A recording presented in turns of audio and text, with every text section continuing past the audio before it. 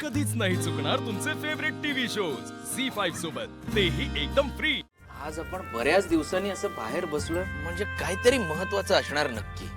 तसा तुझा मूड पण छान दिसतोय, काहीतरी गोड बातमी आहे। काय काय? हो रे बाबा, आहेच आनंदाची बातमी। आई सांग ना प्लीज। हे बघा, तुम्हा सगळ्यांना माहितीये की लग्न हा माणसाच्या आयुष्यातला खूप महत्वाचा टप्पा असतो। लग्न झालं की आयुष्यच बदलतं, माणसं बदलतात, नाही का? म्हणजे आता संतोषकडेच बघा ना, लग्नाआधी किती वेगळा होता संतोष, पण वीणाशी लग्न झालं आणि एकदम बदलला।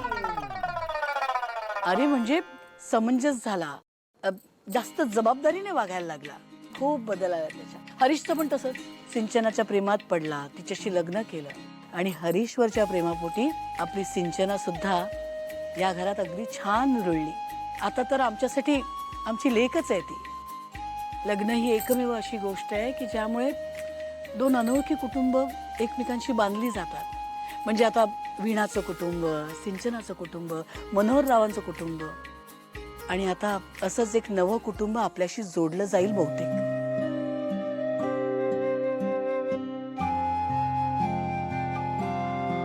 आपल्या भावनासाठी स्थळ सांगून आलंय। वाह!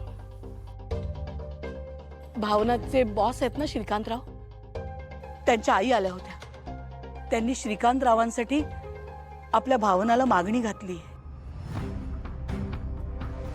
पण आई, श्रीकांतना मुलगी आहे ना एक?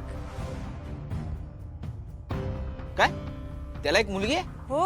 आपण हे चांगलं आहे ना, by one get one free. Santosh, काय बोलतोयस?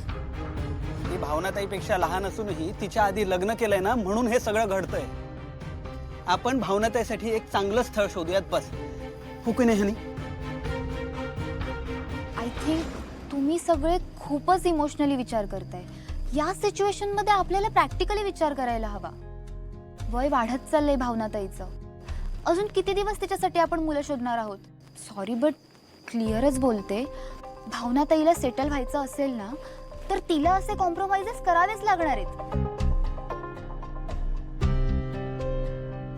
बरोबर ना?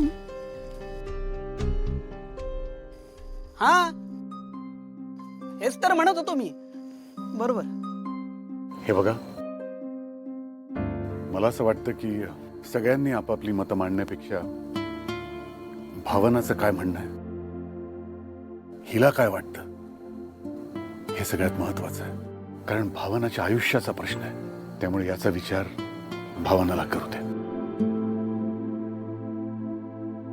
अगदी बरोबर। हे बघ भावना, त्या मंडळींना तू चांगली ओळखतेस, तुला चांगलीच माहिती आहे ते, त्यांना तू आवडलीस म्हणून त्या हा प्रस्ताव घेऊन आपल्याकडे आल्या। हे बघ भावना, यात त्यांची काही चूक वगैरे नाहीये। अगं, त्यांच्या मनात जे आलं, त्यांना जे वाटलं ते त्यांनी मोकळेपणाने इथे येऊन सांगितलं, एवढंच। त्यामुळे हा प्रस्ताव स्वीकारायचा की नाकारायचा, तो निर्णय तुझा असणार आहे।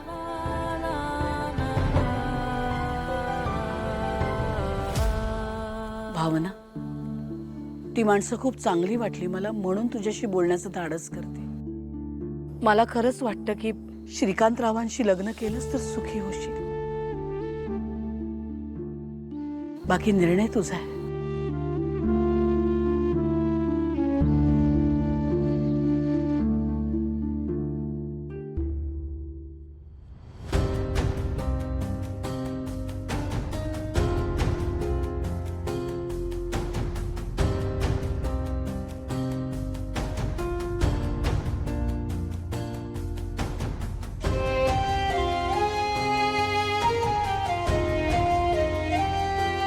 भावना,